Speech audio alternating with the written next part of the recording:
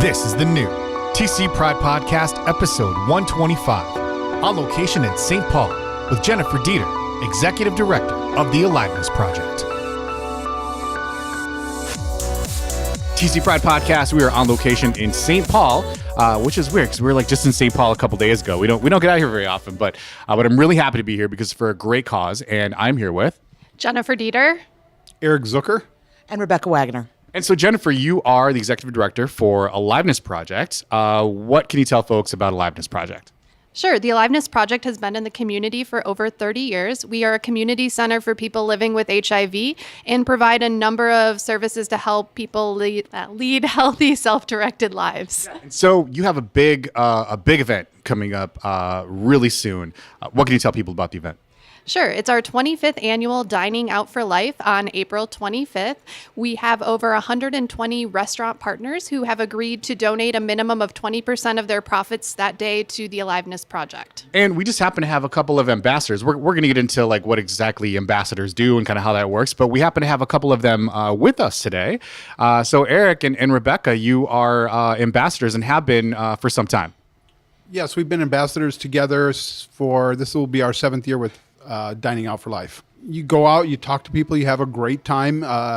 You show your support for Dining Out for Life. You talk to the patrons at the restaurant, make sure they understand what the event is, and work on raising additional funds for the Aliveness Project. And of course, eat. There's eating involved. Yeah, there's total eating. Yeah, we're going to be at JD Hoyt's.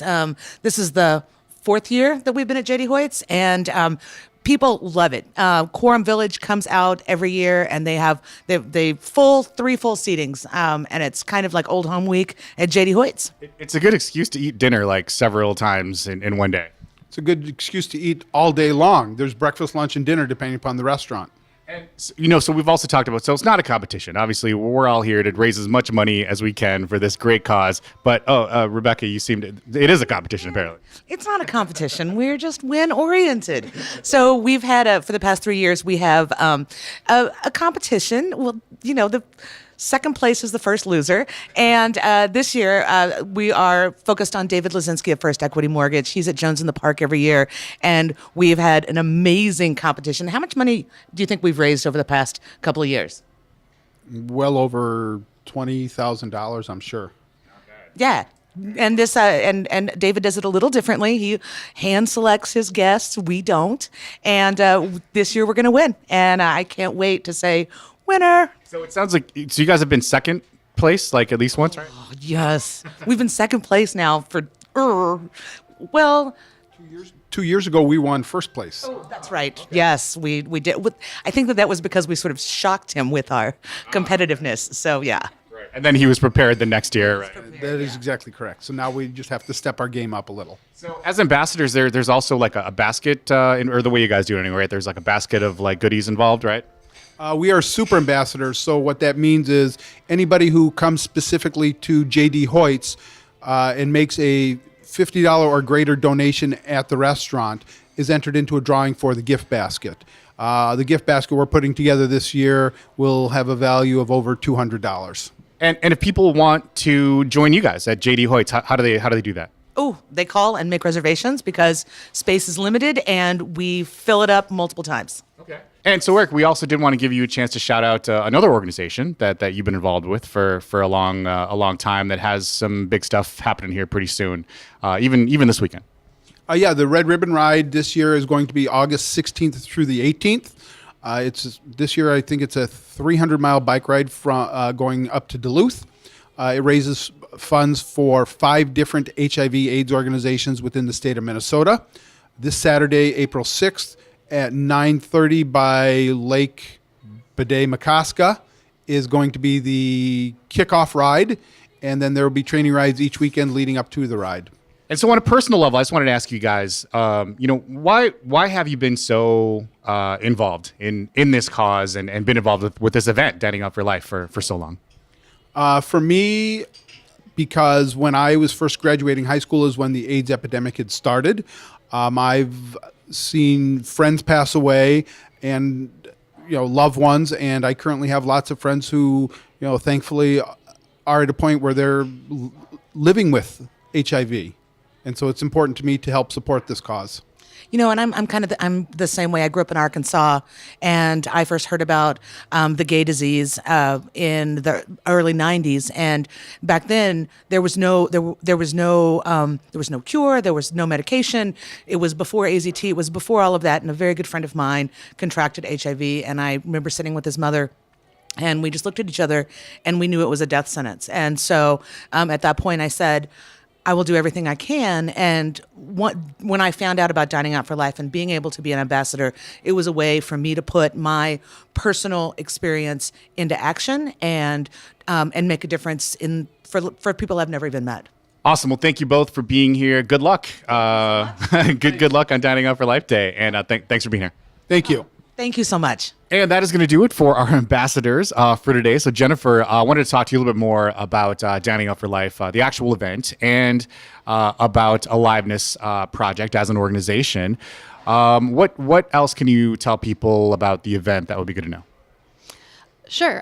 So as I mentioned, there's over 120 participating restaurants. If you go to diningoutforlife.com, you can find a restaurant that's in your neighborhood or a type of cuisine. You can sort it by all sorts of ways to find your perfect plan for the day. And as Eric mentioned, their calories don't count on Dining Out for Life Day. So we hope you make time for breakfast, lunch, and dinner, and maybe a couple snacks in between.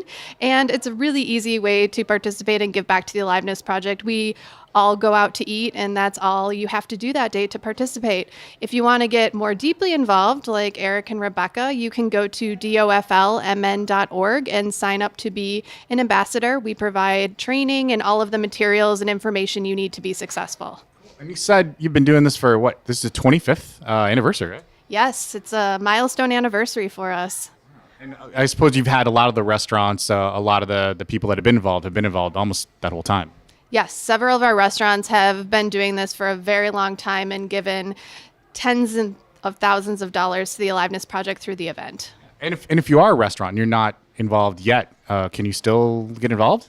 Sure, we can definitely get you signed up. And again, we provide all of the marketing materials and make it really easy to participate. We'll give you posters, table tents, bill inserts, everything you need to promote the event and bring back people to your restaurant on April 25th. And Dining Out for Life, I mean, this is like your big event of the year, pretty much, right?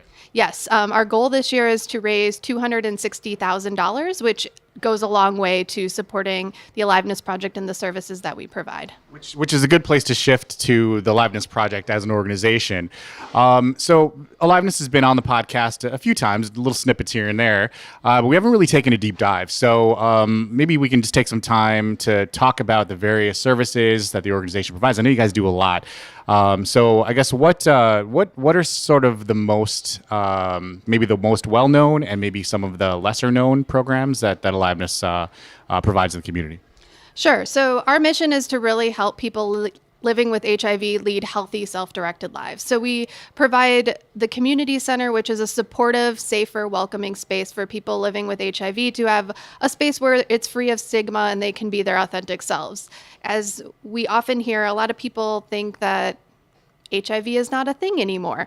But the reality is that we continue to see about 300 new cases of HIV in Minnesota each year. Over 8,400 people are presumed to be living with HIV here in Minnesota. And so it's still really important to make sure that people are connected to care, that they're taking their medications. And yes, you can lead a long, healthy life with HIV, as long as you have access to medical care. So the Aliveness Project is really here to make sure that people stay connected to care, they have a space where, again, it's free of stigma, and they feel safe and comfortable coming to.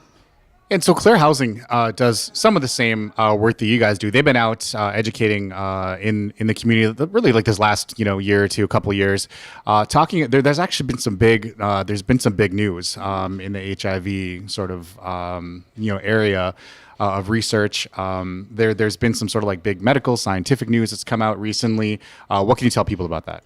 Sure. So we say U equals U, which means undetectable equals untransmittable.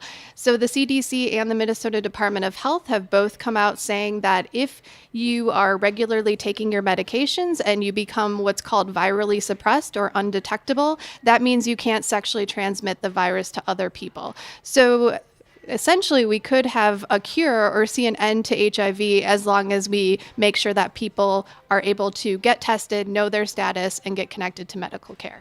Which is awesome, amazing news. The other thing we want to make sure that that people know, and I think a lot of people realize this, but for people that don't, I mean, just because we're at this point, that doesn't mean that there isn't still a ton of work to do, right? Yes, that's very true. We continue to see people of color, foreign-born people here in Minnesota being disproportionately impacted by HIV. So we continue, as I said, to see a rise in cases. There's still a lot of stigma around HIV, and there's still a lot of misinformation, particularly in certain communities about HIV and what it means to live with HIV. And so this is the 25th Dining Out for Life. I'm not sure if you said already, but so Aliveness has been around at least that long. Yes, we were incorporated in 1985. And so this was sort of the height, like Rebecca was talking about. I mean, there was the time when, there was the height of the HIV, epidemic. Things have changed a little bit or a lot. I mean, we just talked about there's been some big medical advances recently. And I imagine the organization itself has changed a lot in that time. Yes, we started as a group of people living with HIV who were losing their peers, or their families were shunning them because they didn't really have an understanding of what it meant to be living with HIV/AIDS. And so they started to gather. They were seeing wasting because people were obviously dying and losing weight rapidly. And so they gathered around a table and had a potluck meal together. And that's really been the mission of the Aliveness Project since we were founded. It's really about that social support around food. And so we continue to have a food shelf and a meal program and on-site dietitians to really focus on that, bringing people together and sharing a meal and having that social support. Obviously, the epidemic has changed dramatically. And one of the reasons they sat down and called us the Aliveness Project is nobody wanted to say they were dying. They wanted to say we're still alive. And so Aliveness Project has really always been that life and that spark, and not ever saying that you are dying from HIV/AIDS, but you're living with. Thank goodness we're at that point now where that is actually, more often the case. I mean, especially with organizations like yours out there helping the people to survive and live and thrive with HIV. So like any program that does as many things as yours does, there are a lot of ways to get involved. Yes, for sure. Obviously, donating and participating in events like Dining Out for Life provide the funds that we need to provide these essential services to the HIV community. We also have several volunteer opportunities in addition to Dining Out for Life. We're looking for people to volunteer in our food shelf and our meal program, to help with administrative tasks, to be at the front desk in the afternoons. So there's lots of ways to give time as well as money. And then the other thing is really just building awareness and developing an understanding of what it's like to be living with HIV, and continuing to reduce that stigma and make people understand that the importance of knowing their status and getting tested and making that part of our regular dialogue. And like we said, Aliveness does, a lot of stuff. What are maybe some of the areas that people you think maybe know less about? Sure. So a lot of people know us for food, and obviously the connection with Dining Out for Life is part of that. But we also offer a number of other services like case management to make sure people are connected to medical care. We also just added a housing locator to our staff last year, and he's been able to house I think around 60 people so far. And so that's been phenomenal to be able to make sure our members have housing. We also, as I mentioned, have on-site dietitians and medical nutrition counseling. And we offer that not just to the metro area, but to greater Minnesota. We are one of two programs in the metro area and the only program in greater Minnesota that provides that service to people living with HIV. And we have a huge outreach and testing effort. So we're out there in the community talking to people, making sure that people know their status, getting them tested, and then linked to care if they're out of care. And like you said, this is the big event of the year. There are other events happening throughout the year that help to fund the work that Aliveness is doing. Right. So we obviously Dining Out for Life is our biggest signature fundraiser. There's a lot of groups that we work with that do events for us as well. And we are lucky enough to be selected as a Change Matters recipient at the Wedge Co-op for the month of April. So anyone who shops at the Wedge Co-op, Linden Hills Co-op, or Wedge Table and chooses to round up at the register, those pennies will come back to the Aliveness Project. I get a change, right? Change matters. Change matters, yeah. Clever play on words. And so we also touched on the Red Ribbon Ride at the beginning here. Aliveness has benefited from the Red Ribbon Ride in the past and this year, going into this year as well, right? So what does it mean to Aliveness as an organization to have all of these people that are so dedicated to this cause, working towards the same things you are and to benefit from it as an organization? Right. We've been involved with the Red Ribbon Ride for several years, and we are one of those 5 benefiting organizations that Eric mentioned earlier. And it's a really awesome event in the sense that as organizations, we're working together for the greater good in the HIV community. And it's a great opportunity to build awareness around HIV, to encourage people to kind of do that personal physical and fitness endeavor that can be really challenging. And this year it's really exciting because we're going to be stopping along the route at different HIV organizations. So the ride's going to stop in Stillwater at Hope House. They're going to spend the night at Camp Heartland, and they're going to end at the syringe exchange that runs in Duluth. And so some of the training rides will also tie in African American AIDS Task Force and the Aliveness Project since we're in the metro area. But it's going to be much more focused on the work that's being provided and the impact that is not only happening here in the Twin Cities, but really throughout the state of Minnesota that all 5 organizations are contributing to. And I think you did mention Aliveness's food shelf, but I understand you guys are food shelving on a whole nother level now. Right, we're now a super shelf. So I've never heard of this. What does this mean? So it's a program that's run by a couple organizations and then also driven through the University of Minnesota. And we were selected as an intervention site. The whole idea behind the super shelf is to make sure that food shelves are providing access and making healthy foods more attractive to the people that visit their food shelves. So Aliveness was already doing a lot of these things. We have a healthy foods policy in place. We operate in a shopper's choice model. So we have people go around and actually shop in the food shelf for foods that fit their own dietary needs and likes. So we were doing a lot of these things already, but now we've been certified as a super shelf and we're given a complete makeover. So we now have big produce bins, a freezer that you can see in. And so when people come into the food shelf, the first thing they see is fresh produce, and we're seeing more people picking that up as a result. The other thing that we've talked about when we talked to other HIV focused organizations is that it's really like these basic needs, right? Like having good food and having that basic housing that are really crucial. Like people wouldn't necessarily think that they're like especially crucial to allowing someone to live and thrive with dignity with HIV. But these like basic needs are like really important to making sure that can happen. Right. I mean, if you want to talk demographics, poverty is a leading indicator in metro areas of people who are more likely to contract HIV. We have about 90% of the people at the Aliveness Project are considered low income and qualify for federal benefits. So a lot of them are faced with hunger insecurity for themselves and their families.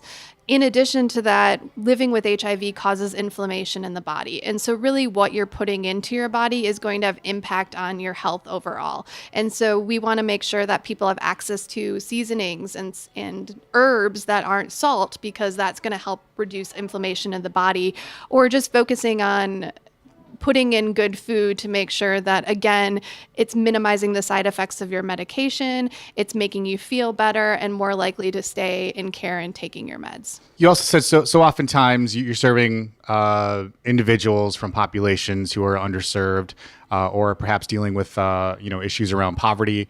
Where does the money for like all these programs that Aliveness does come from? I imagine some of it probably comes from like the government, state, federal programs, but I assume a lot of it also comes from people contributing from the community as well. Right. So the majority of our budget does come through what's called the Ryan White Care Act, which is a federal program that supports HIV work throughout the United States. So we receive that money through the state and Hennepin County. And so we are responsible for reporting to them and making sure that we're demonstrating impact. But the rest of our budget is coming through events like Dining Out for Life. It's coming from individuals who write us checks. It's coming from local companies and foundations. We also operate a charitable gaming program, so we receive funds back through that program. So How does that work? So if you're playing bingo, let's say at Lush or at Blackheart, that money is coming back to the Aliveness Project. So when you see gaming and it says it's for the Aliveness Project at a bar or restaurant that you're hanging out at, know that that money comes back to our organization. You also said that you've partnered with several companies and foundations over the years to make this work possible. Did you want to shout out any of them while you have the chance? Well, I will give a big shout out to our major Dining Out for Life sponsor, Cisco, who also is our major food vendor. So we order our food from them for our meal program. So they're kind of essential to our operation in many ways. Sounds like an appropriate partner for Dining Out for Life, right? Yes, for sure. And we've had a really good long history with Quorum and several of the individuals who are involved in Quorum, either volunteering or supporting the Aliveness Project through their businesses. A lot of the money that we receive is not from super wealthy people or big companies. It's smaller organizations and people that just really have a commitment and usually are personally impacted in some way by HIV. And while we're at it, we did also want to shout out, actually, so we're recording, like I said, in St. Paul. Did you want to tell people we're recording today? Sure. We are at Stewart's, and they will be participating on Dining Out for Life Day on April 25th at the 50% level. Wow, that's pretty awesome. So tell people again, so how that works. So the actual participating establishments or restaurants themselves, they can they can decide how much of their proceeds they want to sort of like donate for the day. Yes. So they pick their participating meals. They pick a percentage and then they decide whether or not they want to include alcohol. So they have lots of options. And then basically you don't have to do anything. You just go to that restaurant during the participating meal and know that a percentage of your meal is coming back to the Aliveness Project. So you don't have to come in and say, I'm here for Dining Out for Life. Everyone that dines during that participating meal counts. And it sounds like there are some spots in St. Paul if you're over on this side of the river, right? Oh, we have several restaurants in St. Paul. Actually, quite a few new restaurants have signed up in St. Paul this year. So, yes, for sure. Do you know any of the new ones off the top of your head? Or? The Lexington, I believe, La Boya are both new. So make sure you check. You said Dining Out for Life has the .com, right? Has the list of restaurants. Right, the complete list. And I will say one of our big St. Paul restaurants, too, is Finnish Bistro. They've been participating for several years, but they are the founders of our 100% Club. So for dinner that evening, they donate 100% of their profits to the Aliveness Project, which is incredible. Wow, I'm glad we got to shout them out for sure, right? Yes, they usually have a line, so prepare for a line. And make reservations, maybe? I think they're a counter restaurant, so you can come in, grab and go if you can't find a table. But yeah, no, 100% of whatever you buy that day is coming to the Aliveness Project. Get to the counter any way you can. Throw elbows if you have to. Just make it happen. Yes. I know Sandra, the owner at Finnish, has talked about how people will offer to buy salt shakers from her that day because they want to give as much money to Aliveness as possible. That is so great. And the other thing that people might be interested to know is that, so this Dining Out for Life thing, it's actually part of like a national, international movement of sorts, right? Yeah, it's considered international because there is one in Canada. That's Canadian. Yeah, we got it through in Canada, our one international site. So there's over 60 locations in the United States that all do their own Dining Out for Life. Aliveness Project is the licensee here in Minnesota, but there are Dining Out for Life events happening throughout the country. April 25th is the national date, so most places will be also holding their events that day. And we are actually the third largest in the country. So Minnesota does a really great job of supporting not only the Aliveness Project and Dining Out for Life, but representing on that national level as well. Yeah, Let's keep it that way, right? Yes, as we are also win oriented. Who's number 1 and 2? Do you know off the top of your head? Denver. Denver. Okay, you're going down, Denver. Okay. Denver and Palm Springs are the top 2. So. And we did talk about sort of the founding of the organization, kind of how it began, and sort of just the structure of kind of how the organization works. And you wanted also to point out that that this is like it's a member-based organization.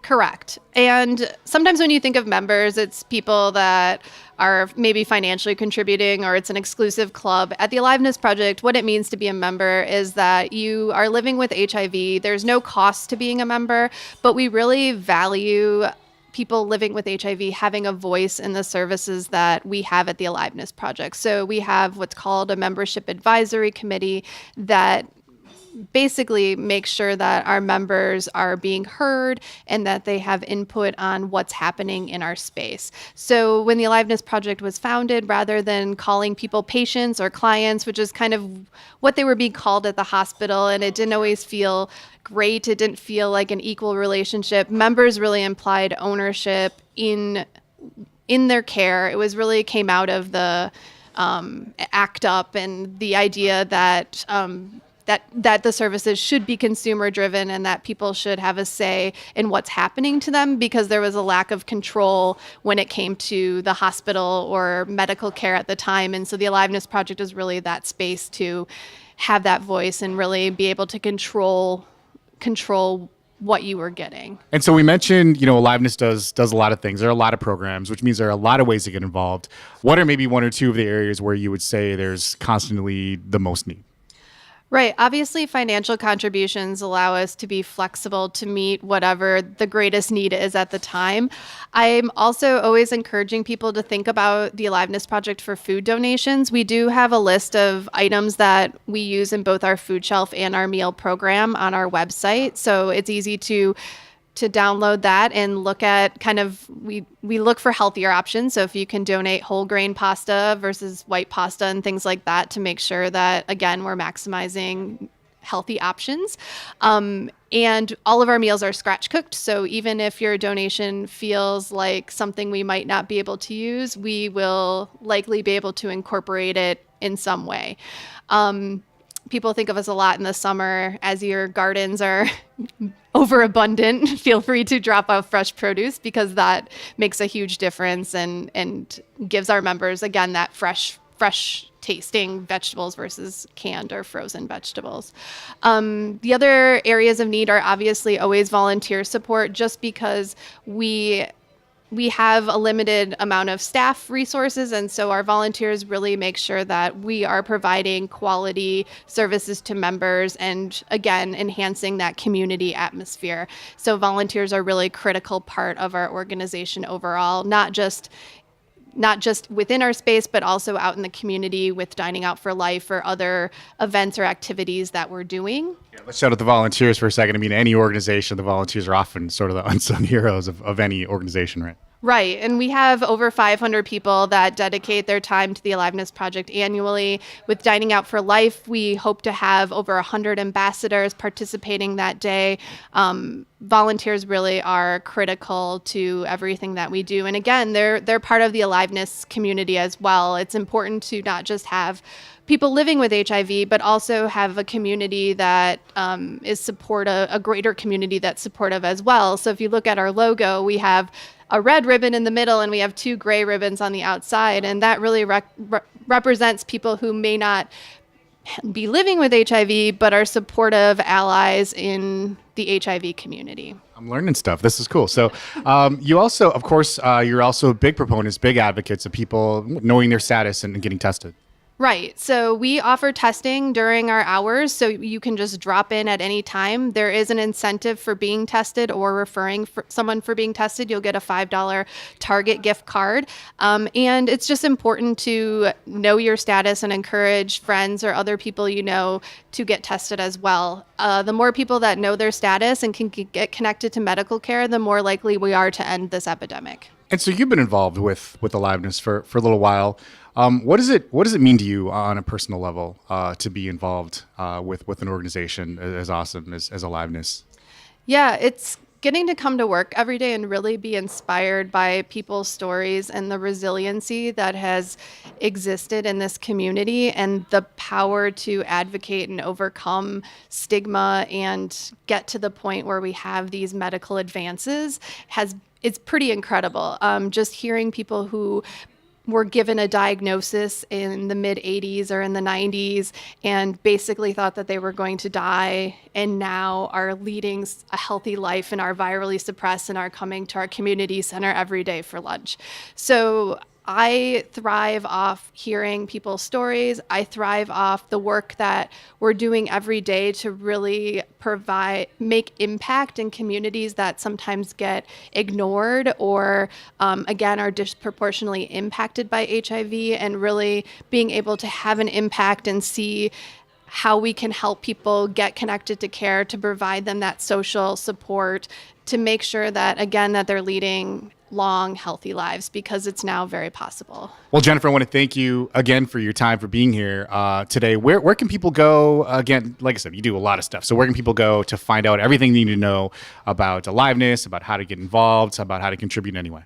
Sure. Aliveness.org is our website. So that is the hub of all of the information. We are also on Instagram, Twitter, and Facebook under Aliveness MN.